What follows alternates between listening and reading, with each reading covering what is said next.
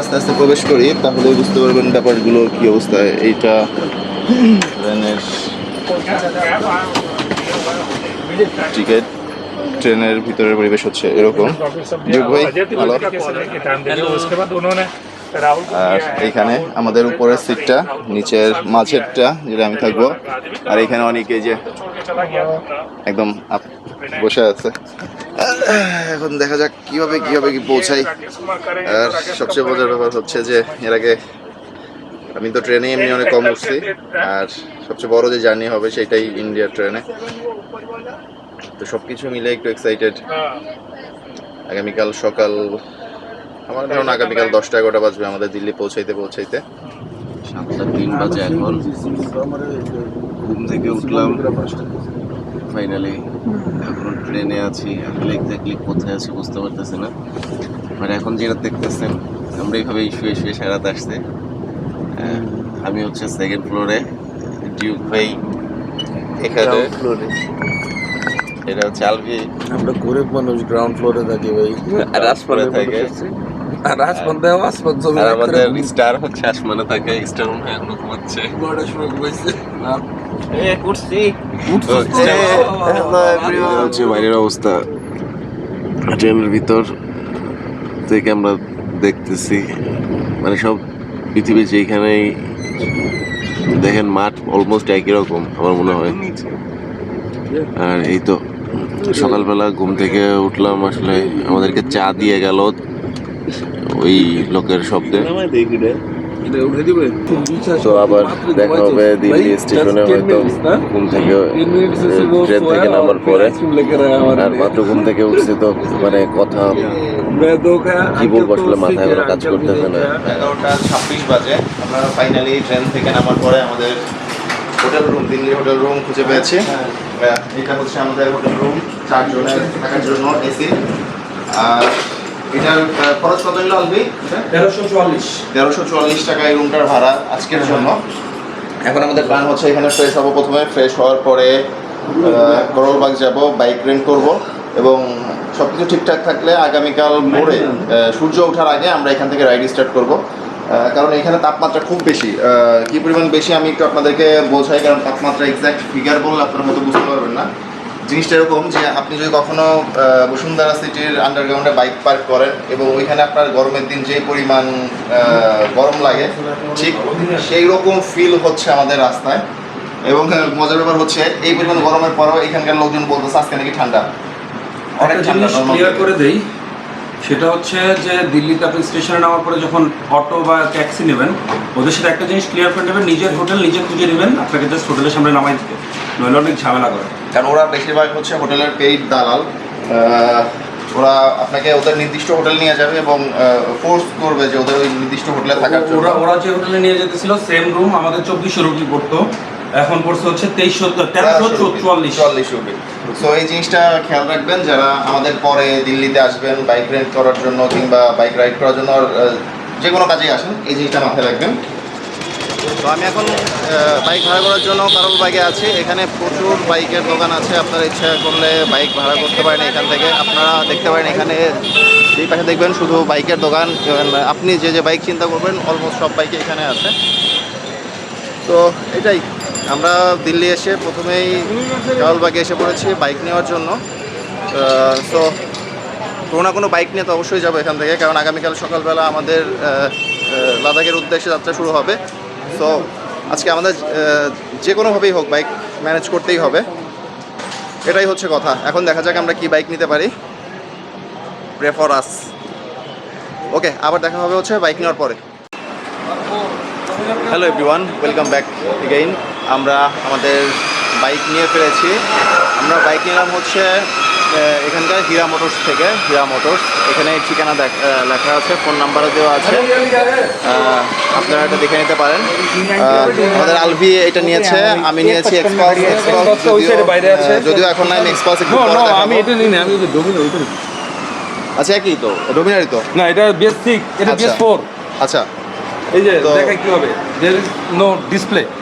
এখানে ডিসপ্লে নেই, এখানে হচ্ছে সব ইনিশিয়াল স্যার, ওটা হচ্ছে ডিসপ্লে শো। তো আমরা আমাদের আলভিনিরও হচ্ছে BS6 ডোমিনার, এই বাইকটা আলভি এটা হচ্ছে আলভির বাইক। আর আমারটা হচ্ছে ওই বাইরে রাখা আছে এক্সপালস 200। হ্যালো এভরিওয়ান, আমি হচ্ছে এই বাইকটা ভাড়া করেছি আজকে। এই বাইকটা নিলাম আমরা 15 দিনের জন্য। তো এখন বাইকটা সার্ভিসিংয়ে যাবে। আমি একটু বাইকের ওভারভিউ আপনাদেরকে দেখাই দিই। তো এটা হচ্ছে এক্সপালস 200cc। আর বাইকের অবস্থা আমি চালিয়ে দেখেছি, মোটামুটি মিড কন্ডিশনে আছে। তারপরে ওরা যেহেতু সার্ভিসিং করে দেবে, আমি আশা করি কোনো সমস্যা হবে না। আর এটা হচ্ছে FI version. FI version means এটা নতুন বাইকটা যেটা রিসেন্টলি লঞ্চ হয়েছে সেটা। আর এই তো বাকিটা সার্ভিসিংয়ের পরে আপনাদেরকে একটা ডিটেল শট দিয়ে দিব। আপাতত এই পর্যন্তই। আর আগামী 15 দিনের জন্য এটাই আমার সাথে থাকবে ইনশাল্লাহ। তো দেখা হচ্ছে এই বাইক নিয়ে লাদাখের পথে। হ্যালো এভরিওয়ান, আমরা প্রবীণ ভাইয়ের দোকান থেকে বাইক রেন্ট করে ফেলেছি। তো এখন আমি প্রবীণ ভাইকে জিজ্ঞেস করছি যে যারা আমার মতো বাংলাদেশ থেকে বাইক নিতে চান তাদের প্রসিডিওরটা কি, মানে কোন প্রসিডিওরে আপনি বাইক ভাড়া নিতে পারবেন, সেই ব্যাপারে প্রবীণ ভাই আপনাদেরকে বলবে। প্রবীণ ভাই একটু যদি বলতেন। Yeah, depending on the range and the model of the bike, the rent is different for every bike. Like if you ask for a Bullet, you can get easily 800, 900 rupees. But if you ask for different bikes like Dominar and X-Pulse, they are a little expensive. My friend has taken X-Pulse to drive here. He will be going to Ladakh by road and he is having a trip. It takes almost 15 to 16 days for the trip. So we are renting him a bike and what he is paying is 1200 rupees per day rent. For 15 days he is going to pay the rent in advance. Plus he is going to pay 5,000 rupees as a security money, which we take if he breaks anything in the bike. So then obviously he will have to pay for that. And when he returns the bike, we will pay his 5,000 rupees money back. Rent is obviously ours. And one thing, he must be wearing a helmet and it should be tightened. He is having his international driving license to drive here in India. I am giving the insurance, pollution certificate and registration copy to him to drive through India. So one thing, on the road the speed limit is there. Somewhere it's 60, somewhere is 80, somewhere is 100. So he must not exceed the speed limits because the challans are now online. The fine is online. He will have to pay online the fine. What document need for rent a bike? Documents, you must be having your passport is the best document. If you are having your country ID, that is also allowed, no problem. You are having an international number, so it's easy to rent. It's not much documentation. Just you need the photocopy of your passport and visa. That's all for renting the bike. You must be having your license. If your international driving license photocopy is sufficient. One thing, you must not break the red lights. So the fines are very heavy. From 1,000 rupees, the fine goes to 15,000 rupees. Oh my god. If both the people are driving without helmet and they cross the red light, the fine is 5,000 rupees. So you should take care. The speed limit fine goes up to 15,000 rupees. So you must check the speed limit. Everywhere there is a speed limit is check. I wish him safe journey. Drive slow, drive safe, and he will be back after 15 days after his trip. And I wish him all the best for his trip. Okay. Bike rent করার পরে আমরা কিছু কেনাকাটা করলাম। কেনাকাটা করার পরে আমরা এখন বিরিয়ানিতে আসছি। কারণ আমাদের অবস্থা খুবই খারাপ, সারাদিন সকাল থেকে এখন পর্যন্ত আমরা না খেয়ে আছি। তখন আমরা অর্ডার করেছি হচ্ছে মাটন বিরিয়ানি, সাথে হচ্ছে শিক কাবাব অ্যান্ড রুটি। অনেক গল্প শুনেছি, অনেক বিখ্যাত, অনেক টেস্টি। যাই হোক, আমাদের আইডিয়া নেই আসলে জিনিসটা কেমন। এখন দেখতে হবে জিনিসটা কেমন। তো আমরা এখন খাওয়া স্টার্ট করি, খাওয়া শেষ করার পরে আবার কথা বলবো ইনশাল্লাহ। হ্যালো এভরিওয়ান, করিম বিরিয়ানি থেকে আমরা মাত্র বিরিয়ানি খাওয়ার পরে বের হইলাম। তো সমস্যা যেটা হচ্ছে, এইখানে অনেক কিছু লেখা আছে, করিম বিরিয়ানির ইতিহাস কীভাবে তৈরি হয়েছে সব কিছু এখানে দেওয়া আছে। আপনারা কষ্ট করে পড়ে নিতে পারেন, ন্যাশনাল জিওগ্রাফি থেকে শুরু করে BBC অ্যান্ড মেনি মোর। তো কুমিল্লা গিয়ে আমরা যেমন সব জায়গায় মাতৃভাণ্ডার দেখি, তো এইখানে এই গলিটার মধ্যে সব জায়গায় হচ্ছে করিম বিরিয়ানি। তো আমরা এইটাতে করিম বিরিয়ানিতে খাইলাম, আবার এইটাও করিম বিরিয়ানি, আবার এইটাও করিম বিরিয়ানি। আমি এই সেই গলিতে হেঁটে যাচ্ছি, তো এই গলির আশেপাশে যা আছে সব কিছুই হচ্ছে করিম বিরিয়ানির। তো এই গলিটার পুরোটাই করিম বিরিয়ানির। আর এটাই হচ্ছে জামা মসজিদ রোড, যেখানে সবাই অনেক কিছু স্ট্রিট ফুড ট্রাই করতে আসে। তো আমাদেরও ইচ্ছা আছে স্ট্রিট ফুড ট্রাই করার এখানে। তো আমরা এই পাবো সেগুলো ট্রাই করবো। সবচেয়ে একটা ইন্টারেস্টিং ফ্যাক্ট হচ্ছে এই জিনিস নিয়ে আমরা অনেক হাইপ ছিলাম, করিম বিরিয়ানি নিয়ে আমরা অনেক হাইপ ছিলাম। আমাদের ধারণা ছিল যে ওয়ার্ল্ডের বেস্ট বিরিয়ানি খাবো এরকম কিছু, কারণ আমরা নর্মালি সারাদিন না খেয়েছিলাম। তারপরে হচ্ছে এত নাম করা একটা বিরিয়ানি খাবো, সব কিছু এত এক্সাইটেড ছিলাম যে বিরিয়ানি পাওয়ার পরে আমরা সবাই বিরিয়ানির উপর একরকম ঝাঁপায় পড়ছি। তো বিরিয়ানির রিভিউটা তো আমি দিলে আমি নিজে দেবো না, আমাদের যারা ছিল তারা বলবে। ভাই বিরিয়ানির রিভিউ দেন আগে। ভাই ওভার প্রাইস। আর অ্যাকচুয়ালি কি আমরা বাংলাদেশে যেরকম স্মেল নিয়ে একটা জিনিস মানে ওদের এরকম স্মেল থাকে না। Test was good but price অনেক বেশি।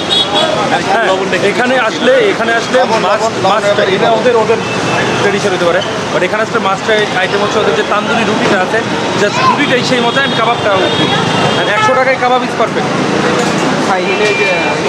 আচ্ছা, আমার রিভিউ যেটা আমি বলবো, করিম বিরিয়ানি আমার কাছে মোটেই ভালো লাগে নাই, একদমই ভালো লাগে নাই। কারণ বিরিয়ানির যে স্মেলটা, যেটার জন্য বিরিয়ানি আসলে বিরিয়ানি মনে হয়, সেই স্মেলটা একদম নাই। সাথে খুব বেশি লবণ ছিল, খুব বেশি লবণ ছিল। আর কেমন জানি আসলে আমাদের দেশের বিরিয়ানির সাথে এটা এরকম কোনো মিল নাই। আর এটা এরকম জনপ্রিয় হওয়ার কারণটা কি আমি নিজেও বুঝতেছি না। তো যাই হোক, যার যার টেস্ট বাডের একরকম। তো আমার টেস্ট বাডে এটা মোটেই ভালো লাগে নাই। আপনাদের ভালো লাগলে আপনারা ট্রাই করেন, কিংবা কেউ যদি ট্রাই করে থাকেন তাহলে আমার কমেন্টে লিখতে পারেন যে আপনার কাছে বিরিয়ানিটা কেমন লাগছে। আমরা এখন জামে মসজিদের যে গলি ওইটা দিয়ে হাঁটাহাঁটি করছি। আমার কাছে ফিল হচ্ছে আমি পুরান ঢাকার কোনো একটা গলিতে হাঁটাহাঁটি করছি, কিন্তু রিক্সাগুলো চেহারা জাস্ট খেলে আলাদা। এছাড়া সব কিছু মনে হচ্ছে পুরান ঢাকায় কোথাও আছে। তার পাশে কাবাবের দোকান, অনেক ভিড়। কলকাতা যেমন আমরা ফ্রি রাস্তা পেয়েছিলাম, অনেক ফ্রি ছিল, বাট এখানে ওরকম কোনো ফ্রি নাই, মানে প্রচুর ভিড়, প্রচুর ভিড়। এখানে দেখেন কি সুন্দর সুন্দর ছাগল। আরেকটা জিনিস, এখানে বেশিরভাগ দোকানদার হচ্ছে মুসলিম, তো হারাম নিয়ে কোনো সমস্যা এখানে হয় না। নিশ্চিন্তে একটু খাওয়া দাওয়া করা যায়। জামা মসজিদের সামনে যে হাঁটতে হাঁটতে আমরা এখন একটু লাচ্ছি ট্রাই করবো। অনেক স্ট্রিট ফুড এখানে আশেপাশে পাওয়া যায়। তো আমরা যেহেতু মাত্রই বিরিয়ানি খাইলাম, তো এখন লাচ্ছি ট্রাই করে দেখি এখানে লাচ্ছি কেমন। কারণ বিরিয়ানি যেহেতু ভালো লাগে নাই, লাচ্ছি ট্রাই করে দেখি লাচ্ছিটা আসলে আমাদের কি ফিডব্যাক আউটপুট দিতে পারে।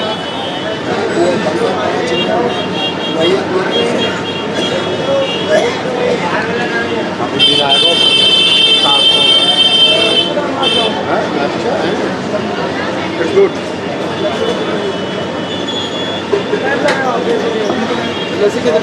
लस्सी 50 रुपये गिलास भाई, 50 रुपये गिलास। বিরিয়ানি খেয়ে যেমন আশাহত হয়েছিলাম, লাচ্ছি খেয়ে আসলে ওরকম আশাহত হয়নি। লাচ্ছি আসলে অনেক ভালো।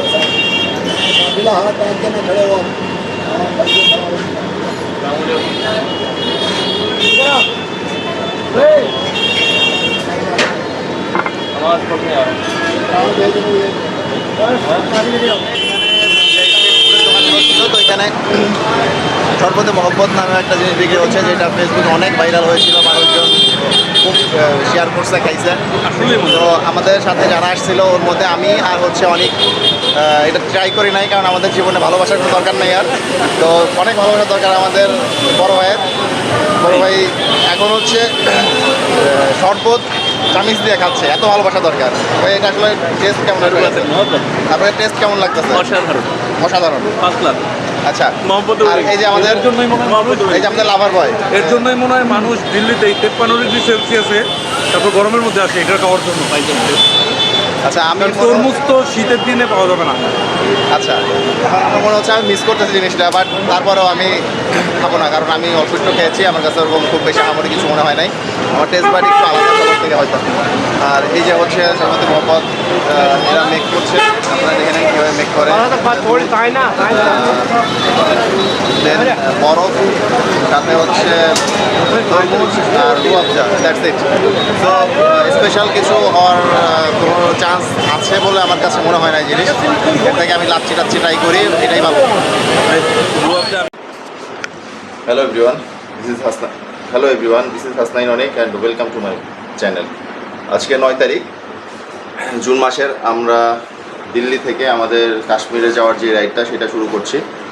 অলমোস্ট অল ডান আমরা সবাই। এখানে bag tag ready, helmet ready, আর সবাই অলমোস্ট রেডি হয়ে গিয়েছে। আমি শুধু জুতা পরা বাকি। নিচে আমাদের বাইক আছে।